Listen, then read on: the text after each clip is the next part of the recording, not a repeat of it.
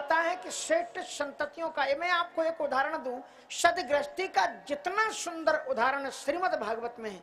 कभी कभी लोग कहते हैं कि अगर मरना सीखना हो तो भागवत से सीखो, और जीना सीखना हो तो रामायण से सीखो। मैं कहता हूं श्रीमद् भागवत में जितनी अच्छी जीवन पद्धति दी गई है उतनी अच्छी आपको जीवन पद्धति कहीं मिल ही नहीं सकती। कितना सुंदर सरगृहस्थ जीवन का आधार है। आप सच्चा अगर सदगृहस्थ जीवन का कोई आदर्श देखना हो तो महाराज कर्दम ऋषि और देवहूति के चरित्र को देखो, कितना महान आदर्शमय परिवार है। असल में बताएं, पुराने जमाने में श्रेष्ठ पत्नी को भी प्राप्त करने के लिए लोगों को तपस्या करनी पड़ती थी। अब तपस्या नहीं करनी पड़ती, शेत मेत में पत्नियां मिल जाती हैं, इसलिए लोग पत्नियों की कद्र नहीं करते। कर्दम ऋषि ने श्रेष्ठ पत्नी को प्राप्त करने के लिए कितने दिन तपस्या की? सरस्वत्याम तपस्तेपे सहस्त्राणाम समादसो। सरस्वती नदी के किनारे पर बैठ करके 10,000 वर्ष तक उन्होंने तपस्या की। और जब भगवान प्रसन्न हुए तो क्या मांगा? अर्थ धर्म काम मोक्ष आदि की कामना नहीं की, उन्होंने श्रेष्ठ पत्नी की कामना की। तथा सचाहम परबोधुकाम, तथा सचाहम परबोधुकाम, समान शीला ग्रह में दे, समान शीला ग्रह में दे, उपेयवान मूल मसेस मूलम, उपेयवान मूल मसेस मूलम, दुराशया का दुघांति पर, दुराशया का दुघांति पर, तथा सचाहम परबोधुकामः समान शीलाम ग्रह मेद धर्म। मैं एक ऐसी श्रेष्ठ पत्नी की कामना करता हूं, जैसे आप जानते हैं ना, अभी भी जो लोग जानते हैं हमारे आचार्यगण श्रेष्ठ पत्नी को प्राप्त कराने के लिए भी एक अनुष्ठान करवाते हैं। कौन सा अनुष्ठान करवाते हैं? दुर्गा सप्तशती में, हाँ ये देखिए बता रहे हैं, पत्नी मनोरमा देगी। मनोरमा का मतलब ये है कि स्वरूप से ही, चमड़ी से ही सुंदर ना हो, चमड़ी का कोई बहुत बड़ा दाम नहीं है। पत्नी मनोरमा देही मनोवृत्तानुसारिणी, वाह, और आगे तारिणी, संसार तारिणी। और हाँ, आप जिन लोगों ने अनुष्ठान किया है उनको याद है, हमने कोई ऐसा अनुष्ठान किया ही नहीं, नहीं तो फिर पता नहीं हम क्या करते। हमको ये याद है नहीं। तारिणी कुल संसार कुलोद्भव, हम जो भी हो आप देख लेना। तो यहां पर भी लगभग ऐसे ही मिलता जुलता श्लोक है। उन्होंने कहा कि महाराज तथा सचाहम परिवोढुकामः समान शीलाम ग्रह मेद धनु। समान शीला, विचारधाराओं में समान शीलाम, शीलता हो, विनम्रता हो, विचारधारा एक जैसी मिलती है। ग्रह मेद धनु, ग्रह कार्यों में दक्ष, कामधेनु के समान। उपेयवान मूलम शेष मूलम दुराशया काम दुघांग्री पंचे। भगवान नारायण ने यह कहा है कि अब आपके सामने महाराज मनु आने वाले हैं, और मनु जिस पुत्री को लेकर के आपके सामने आ रहे हैं, समझ लेना वरदान में आपको वही पत्नी के रूप में प्राप्त होने वाली है। और उनके पास में उस समय महाराज मनु की जो पुत्रियां थी, आकूतिर देवहूतिश्च प्रसूति विशता, मध्यमा जो बेटी थी देवहूति को लेकर के आए, जिन्होंने अपनी साधना के माध्यम से अपने गर्भ में परमात्मा का आवाहन करके उनका अवतार कराया, ऐसी देवहूति। उन्होंने आग्रह किया है ऋषि से कि हम इस बेटी को आपको परिणीत कराना चाहते हैं, तो महाराज उस समय पर उनके स्वरूप और सौंदर्यता की प्रशंसा करते हुए कर्दम ऋषि ने कहा है कि महाराज आपकी बेटी की सौंदर्यता का कौन वर्णन है। उद्यतस्य हि कामस्य प्रतिवादो न शस्यते अपि निर्मुक्ति मूलस्य काम रक्तस्य किम पुनः। कहते हैं कि अगर कामासक्त प्राणी हो, श्रेष्ठ पत्नी की प्राप्ति उसके लिए एक सुखद विषय होता है। हमने जिसके लिए तपस्या की और ऐसी पुत्री को लेकर के आप आए हैं, भला आपके इस पुत्री को कौन पत्नी के रूप में वर्णन नहीं करना चाहेगा, क्योंकि उसकी सौंदर्यता की गाथाएं युगों युगों में लोकों में विस्तृत हैं। याम हर्म प्रट्टे कणदंगी शोभाम विक्रीडतीम कंदुक विवलाक्षी। जब एक बार ये अपनी अट्टालिका में कंदुक को खेल रही थी और उसी समय विश्वावसुर नाम के गंधर्व आकाश में चले जा रहे थे और उन्होंने नीचे कंदुक क्रीड़ा करती हुई देख करके देवहूति को जब देखा, इतने रूपासक्ति हुए कि मुंह के बल वो गिर पड़े थे। इतनी स्वरूपवान आपकी बेटी है, तो भला मैं क्यों नहीं इनको वर्णन करना चाहूंगा। उनके साथ में उनका विवाह हुआ है। श्रीमद् भागवत और रामायण में एक चीज आप नोट कर लें कि एक भी नाबालिग विवाह नहीं है, अच्छी तरह से शास्त्र विधि है। इसलिए कभी भी परंपरा का यहाँ पर उनको परस्पर विचार विनिमय का समय भी दिया है देवहूति और कर्दम ऋषि को। कर्दम ऋषि ने विवाह के समय एक शर्त रखी है कि हम विवाह तो कर लेंगे देवी, लेकिन जो ही हमारे बेटे जब समवयस्क को हो जाएंगे हम आपका परित्याग करके तपस्या करने के लिए चले जाएंगे, क्योंकि शैशवे अभ्यस्त विद्यानाम यौवने विषयेषिणाम वार्धके मुनिवृत्ति नाम योगे नान्ते परित्यजा। आप देखो गृहस्थ जीवन का कैसे शुभारंभ होता है। देवहूति एक राजा की बेटी है, राजकुमारी है। महाराज मनु एक राजा है और उनका विवाह एक बुजुर्ग ऋषि के साथ में कर दिया गया। लेकिन नारी के पास में जो सबसे बड़ा शस्त्र है सफलता का, वो है पातिव्रत्य धर्म। उन्होंने उस धर्म के आधार पर यहाँ पर जरा पत्नियों के व्यवहार में लक्षण क्या है थोड़ी सी देखना। पितृभ्याम प्रस्थिते साध्वी पतिमिंगिति को विदा नित्यं परिचरत प्रीत्या भवानी भवम प्रभु।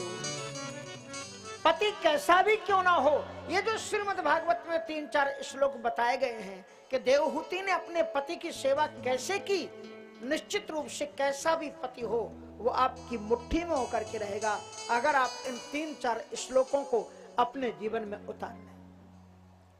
पितृभ्याम प्रस्थिते साध्वी पति मिंगित कोविदा। माता पिता के चले जाने के बाद में साध्वी का अर्थ केवल कपड़े से मत समझना। साध्वी का अर्थ मनोवृत्ति से है, जिसकी सात्विक मनोवृत्ति हो, श्रेष्ठ आचरण के पथ पर चलता हो। मैंने पहले भी कहा था, कपड़ा तो एक आवरण है, ये ऊपर से ओढ़ा जाता है, लेकिन वृत्ति अंदर से जगाई जाती है। साधुता बाहर से कपड़े के रूप में ओढ़ने की चीज नहीं है, ये अंतःकरण में उगाने की चीज है, जिसमें ये आ जाए। इसलिए यहाँ पर विवाह हो जाने के बाद में अब आप ये कह लो कि साधु के साथ में विवाह हो गया इसलिए साध्वी, तो ये नहीं, मनोवृत्ति से पितृभ्याम प्रस्थिते साध्वी पति मिंगित को विदा। पति को कहना नहीं पड़े, इशारे मात्र से उनकी इच्छाओं को जानने ले वाली। जानकी जी रामचरितमानस में क्या करती हैं, जो सकल जगत की अधिष्ठात्री देवी है, और उन्होंने भी यही चरित्र दिखाया।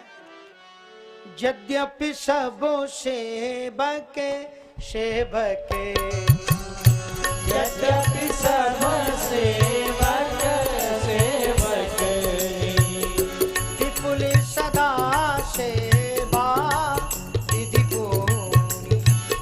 विपुल सदा सेवा विधि पूरी। निज कर गए पर चर्चा करेगी। निज कर गए पर चर्चा करेगी। अपने घर के कामकाज को करने में नौकरी का अनुभव नहीं करे, स्वाभिमान का अनुभव करना। रसोई माताओं को खुद बनानी चाहिए। जो माताएं धनाढ्यता के अहंकार में डूब करके नौकरों या नौकरानियों से रसोई बनाती हैं, उनके द्वारा बनाया हुआ भोग उनके शरीर को कभी स्वस्थ नहीं रख सकता। इसलिए रसोई घर की शुद्धि अपने हाथ से रखनी चाहिए, खुद बनाना चाहिए।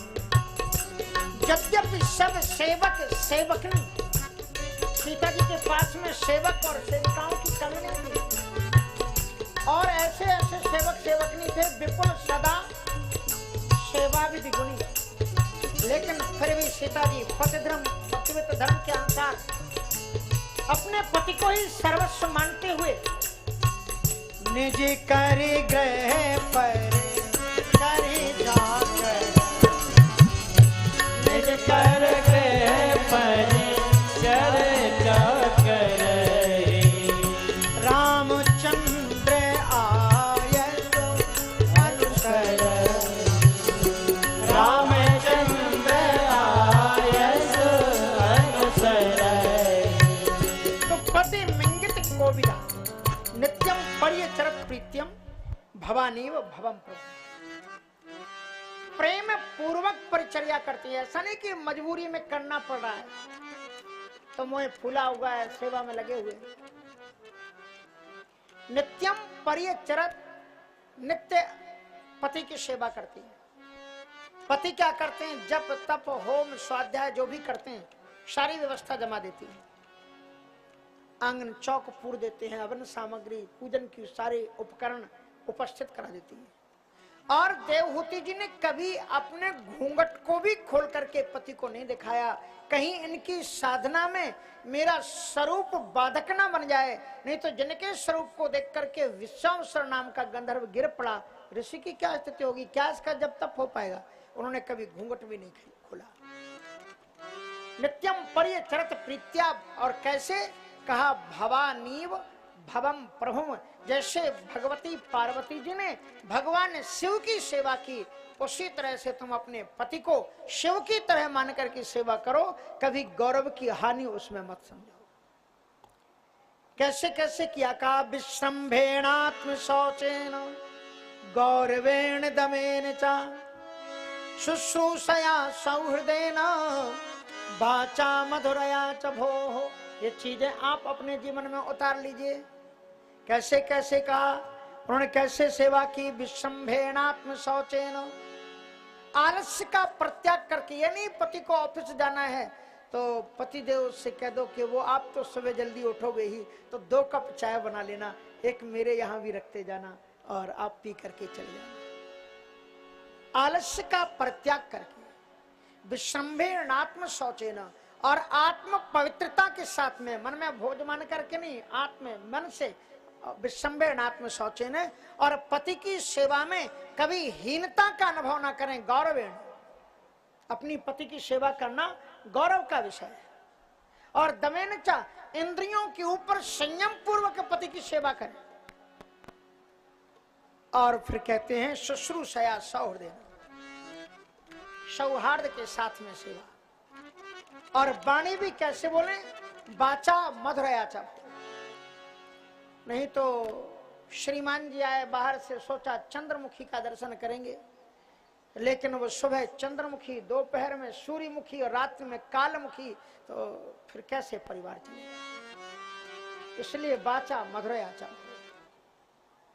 मधुरवाणी के साथ में संवाद करें। और कुछ चीजों को त्याग करके विसृज्य कामम दंभम चा द्वेषम लोभ मगम मदम, ऐसे देवहूति ने सेवा की है, तब उनके गर्भ में भगवान आए। विसृज्य कामम दंभम चा, पति के पास में पति कमाता है 7,000 रुपए मुश्किल से, 70,000 कमाता होगा, और आप कहो कि मुझे 1 लाख की बनारसी साड़ी लाल ले आओ, तो किसी ना किसी का जेब तो काटेगा ना। पत्नी का अर्थ क्या होता है? पत्नी का अर्थ होता है पतना त्रायते सा पत्नी, जो अपने पति को पतित होने से बचाए, गलत मार्ग में जाने से रोके, और जब खुद ही अपनी कामनाएं इतनी लाद दोगे तो तुम्हारी इच्छाओं को, कामनाओं को पूर्ण करने के लिए पति कहीं ना कहीं किसी न किसी का तो जेब काटेगा। इसलिए विसृज्य कामम दंभम चा द्वेषम लोभ मगम मदम और अप्रमत्तोद्यता नित्यम तेजी यांश समतोष्य। ये पत्नी का व्यवहार दिखाया गया है रामचरित श्रीमद् भागवत में। ये कौन है? ऐसी पत्नी होनी चाहिए। तो पति कैसा होना चाहिए? पातिसा पति, जो अपनी पत्नी की मान मर्यादाओं की रक्षा करने के लिए 24 घंटे कटिबद्ध रहे, उसका नाम पति। आपको मालूम है प्राय कर तो माताओं की मांग भर गई। तो ये जो मांग क्यों भरते हैं? मांग भरने का अर्थ क्या है मालूम है आपको?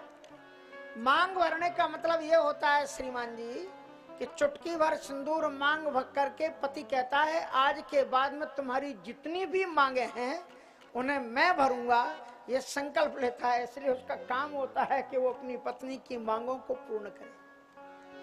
यही अर्थ इसका, आप नोट कर लेना, कभी बताना पड़े तो बता देना कि हमने भी कथा में को सुन लिया है। इसलिए कहने का मतलब ये है कि अब आप देखिए, अभी तो ये बताया गया कि देवहूति ने कितना सुंदर पतिव्रता नारी का चरित्र उत्कृष्ट दिया।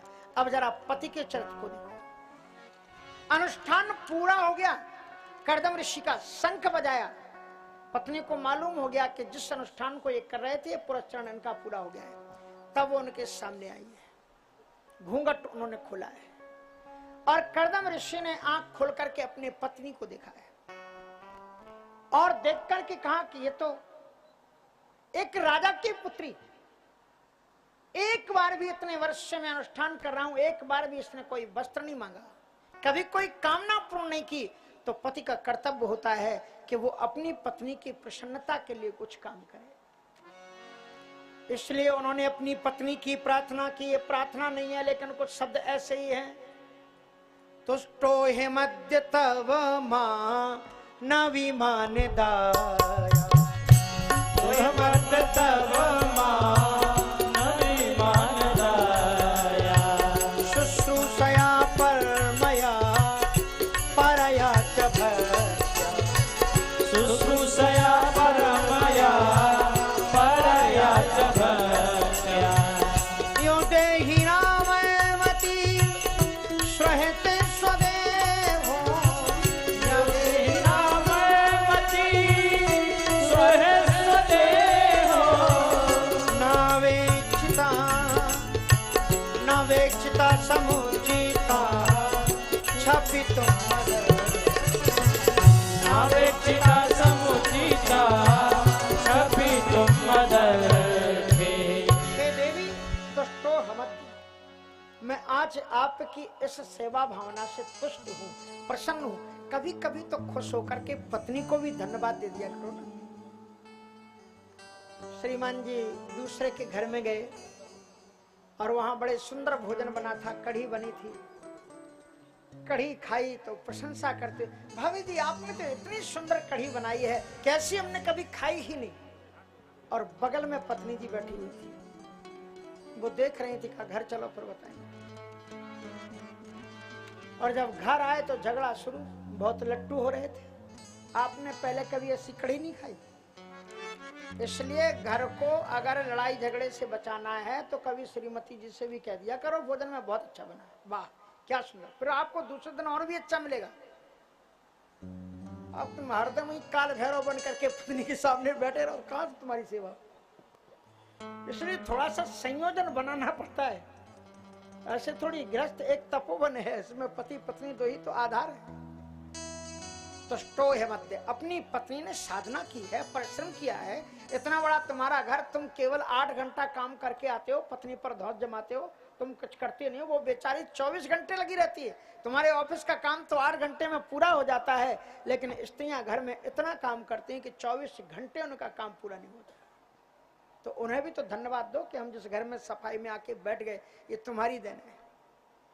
तुष्टो है मध्य तब मानवी मानदाया, हे मानदा अमानी मानदा सम, जो अपने सम्मान का ध्यान न देकर के दूसरों को ही सम्मान देता रहे। उन्होंने कहा तुम राजपुत्री थी लेकिन तुमने अपने शरीर पर कोई ध्यान नहीं रखा, हमारी भावना का कदर करते हुए जो आपने मान दिया है उससे मैं बहुत संतुष्ट हूँ। तुष्टो है मध्य तब मानवी मानदाया शुश्रूषया परमया परया च भक्त्या, जो शुश्रूषा भक्ति के द्वारा जो आपने सेवा की है उनसे मैं भली बात तो तू यो देहिना मयमति सदेहो, तुमने मेरी सेवा मुझे प्रसन्न करने के अर्थ में अपने शरीर के स्वास्थ्य का भी ध्यान नहीं रखा। धन्य देवी, मैं आपसे बहुत प्रसन्न हूँ। नावेक्षता सोचता छपतुम मदर थे। और उसके बाद में उन्होंने अपनी पत्नी को प्रिय करने के लिए, पत्नी को प्रसन्न करने के लिए फिर महाराज क्या किया कर्दम ऋषि ने, प्रियायाः प्रियमन वीक्षण कर्दमो योगिमास्थिता विमानम कामगम छत्तस तरिहेवा विरचि करत। एक कामक नाम का विमान तैयार किया जिसमें समस्त कामनाएं पूर्ण हो जाए। सर्व काम दुखम दिव्यम सर्वरत्न समन्वितम सर्वधर्युपचयोदरकम मणिस्तंभैरुपस्कृतम। सर्व काम दुखम, जो कामना करो हर एक चीज उसमें उपलब्ध थी। मणि वैदुर्य जवाहरात से जड़ी हुई जो मणिस्तंभ थे, वहां पर सुंदर भित्तिकाएं थी, भिन्न भिन्न प्रकार के भवन थे। रसोई घर में जाओ तो जो कामना करो सारी चीजें अपने आप बनी हुई तैयार मिली। मनोरंजन कक्ष अलग थे, विहार के बगीचे थे, स्विमिंग पूल वगैरह की सबकी व्यवस्था थी। हमारा ये जो बाद में तमाम विमान बनाए गए ना, ये सब इसी विमान की कल्पना से बनाए गए।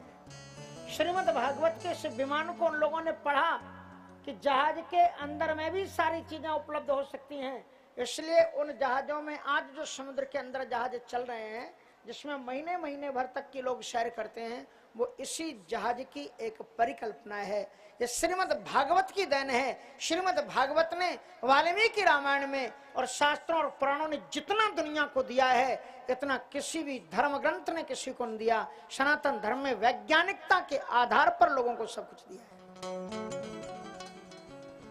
उस विमान पर पत्नी से बैठने के लिए कहते हैं, लेकिन फिर भी पत्नी जब प्रसन्न दिखलाई नहीं पड़ी। असल में क्या होता है, कुछ लोगों की आदत होती है कि वो अकेले में ही खा करके मौज करते हैं। आदत होती है कि बंद कमरे में खा करके उन्हें बड़ा अच्छा लगता है। और जो साधु संत प्रकृति के होते हैं वो बांट करके खाते हैं, समाज के बीच में खाते हैं। जब उन्होंने प्रसन्न नहीं देखा, सोचा ये अकेली है, प्रसन्नता का अनुभव नहीं हो रहा है, तो उन्होंने तपस्या के आधार पर शांता सरस्वेशमस्थाः शतानी दश कन्यकाः 1000 कन्याओं को सर्वाः किशोर वयसो ददर्शोत्पल गंधया। सभी किशोरावस्था की कन्याओं को उन्होंने जो कमल सदृश सुगंधि से आवासित थी, ऐसी हजारों कन्याएं उस सरोवर से निकली और उन्होंने हाथ जोड़ करके देवहूति से प्रार्थना की। ताम दृष्ट्वा सहसोत्थाय प्रोचु प्रांजले स्त्रियाः वयम कर्म करिष्टुभ्यम साधिना करवाम किम। हम सभी आपकी किंकरी हैं, आज्ञा करो देवी, हम आपकी क्या सेवा करें। फिर उन्होंने अंगराग लगाया है, स्नान कराया है, देवहूति जी की वेणुमाला उनको गुथी है और उसके बाद दिव्य विमान से उनकी यात्राएं हुई। तो पत्नी को अपने घर में केवल चूल्हे चक्की में ही मत लगाए रखो दिन रात। कभी कभी उनसे कहो कि बड़ा अच्छा हुआ अपने आश्रम में ही कथा हो रही, पहले तो सुना था वृंदावन में हो रही है, अब यहीं पर साध्वी जी ने कथा रखी हुई है, साध्वी अमृता देवी जी ने, तो चलो कम से कम खाना पीना तो लगा ही रहेगा, अब तुम जाकर के टाइम से कथा सुनो। कुछ तो समय दो पत्नियों के लिए, नहीं तो कहो ये कथाएं तो होती रहेंगी, बाबाओं को काम क्या है, कथा ही करना है इनको, और तुम्हें ज्यादा कथा सुनना है तो चली जाओ उन्हीं के साथ में, ऐसे बोलते हैं घर के लोग। 2-4 कथाएं आप सुनो लगातार कंटिन्यूअस, तो घर के लोग आपको एक सर्टिफिकेट दे देंगे, पागल क्या। और हमारे बनारस में पागल का बड़ा अर्थ है, जो पागल सो पागल, जो उसको पा गया वही पागल होता है। इस भक्ति के जगत के अपने ही कुछ लक्ष्य हैं, हमें पागल ही रहने दो, हम पागल ही अच्छे हैं। इसलिए जो पागल, जो भगवान को पा गया उसी का नाम पागल है। तो इस प्रकार से उन्होंने कभी कभी अपनी पत्नी को, अपने बच्चों को जब छुट्टी का टाइम हो तो श्रीमद् वृंदावन धाम ले जाओ, चित्रकूट ले जाओ। कभी चित्रकूट गए कि नहीं गए, जाकर के देखो क्या आनंद है। भगवान राम वहां पर 11.5 वर्ष रहे, तो देखना तो चाहिए कैसा है वह चित्रकूट। कभी श्रीमद् वृंदावन गोवर्धन धाम की कामद भे गिरि राम प्रसादु, अवलोकत अपहरत विषादु। कभी काशी जी की यात्रा करो। इसलिए महाराज कर्दम ऋषि ने अपनी पत्नी देवहूति के साथ में उस दिव्यतम विमान में यात्राएं की है। वैष्णविके सुरसने नंदिने पुष्प भद्र के, मानसे चैत्र रथे चा शरे में रामयारता। रमन्ते योगनंतो सत्यानंद चिदात्मनि, कण कण में रमे राम को सर्वत्र निहारते हुए उन्होंने यात्राएं की हैं। और उस यात्रा में अगर आप धर्म पूर्वक आपका जीवन होगा, धर्म पूर्वक आप पत्नी को लाए होगे, और घर के अंदर में वैवाहिक जीवन के बाद में, हमारे यहाँ हिंदू धर्म में विवाह एक मन मौज मस्ती सांसारिक सुख भोगों के लिए विवाह नहीं है। हिंदू संस्कृति में विवाह एक 13वां संस्कार है। प्राचीन काल में जो भी विवाह होते थे, निमंत्रण कार्डों में प्रायः 2 चित्र छपते थे। एक तो श्री सीताराम जी का चित्र होता था कि राम जी सीता जी के, सीता जी राम जी के गले में माला डाल रही हैं, या फिर शिव और पार्वती जी की। और इन दोनों विवाहों की विशेषता है कि इन दोनों विवाहों में दूल्हा जिस पर बैठ करके गया, उनको जरा पढ़ना ध्यान से। राम जी जिस विवाह के लिए जब गए, किस पर बैठ करके गए? घोड़े पर असवार होकर के गए। वह घोड़ा कौन था?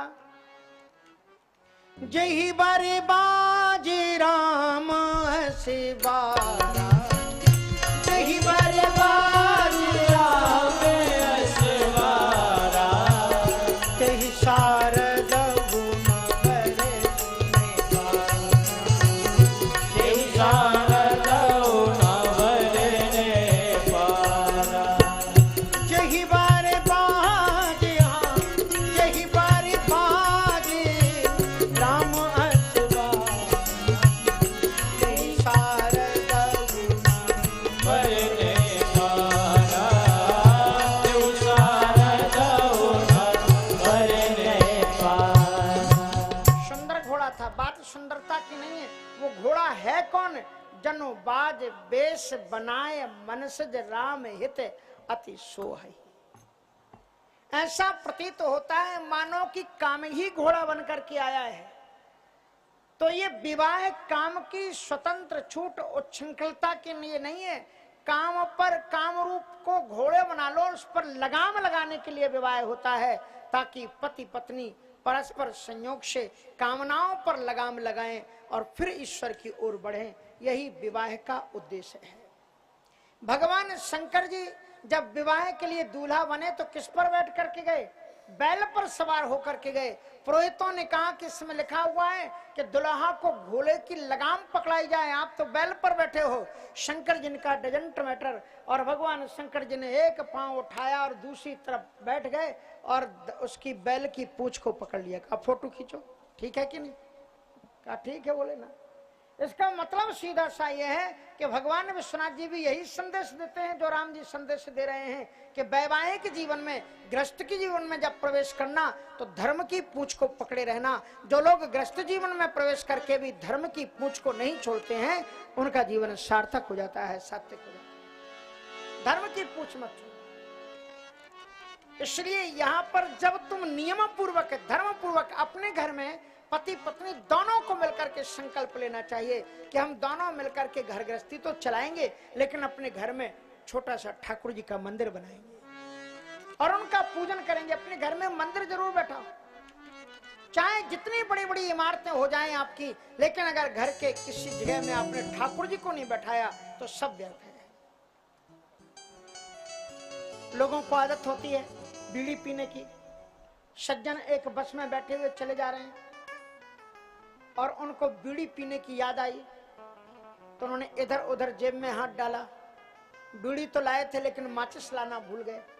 किसी ने पूछा भाई साहब क्या खोज रहे? कहा प्लीज माचिस। माचिस भूल गए तो उस व्यक्ति ने उनको माचिस दे दी और उस माचिस से उन्होंने अपनी बीड़ी को सुलगाया। उसके बाद में जब माचिस से वापस करते हैं तो सो मच थैंक यू, बहुत बहुत धन्यवाद। सो मच थैंक यू का मतलब अनगिनत थैंक यू आपको। जिस व्यक्ति ने आपको एक माचिस दी जिसकी कीमत 2 रुपए नहीं, और उस माचिस की वो कांटी आपने प्रयोग की जिसकी कीमत 20 पैसे नहीं, और जिस कांटे की कीमत 20 पैसे नहीं, उस कांटे को देने वाले के लिए आपने सैकड़ों धन्यवाद ठोक दिए। लेकिन जिस परमात्मा ने आपको कर्म करने के लिए 2 हाथ दिए, चलने के लिए पांव दिए, देखने के लिए आंखें दी, चिंतन करने के लिए दिल दिया, और ऐसी ऑटोमेटिक मशीन दी कि आपने तो 5 किलो ठूसा और सो गए, लेकिन वो काटती है, पीटती, मांस मज्जा आदि में परिवर्तित करते हुए आप तो सो जाते हो। धड़कन को जो चालू करता है उस ईश्वर को धन्यवाद देने के लिए तुम्हारे पास में समय नहीं।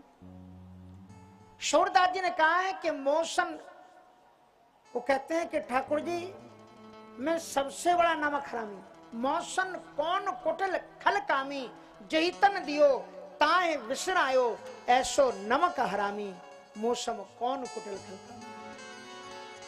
जिस ईश्वर ने हमें ये दिव्य जीवन सर्वस्व दिया, हम उसी को भूल गए।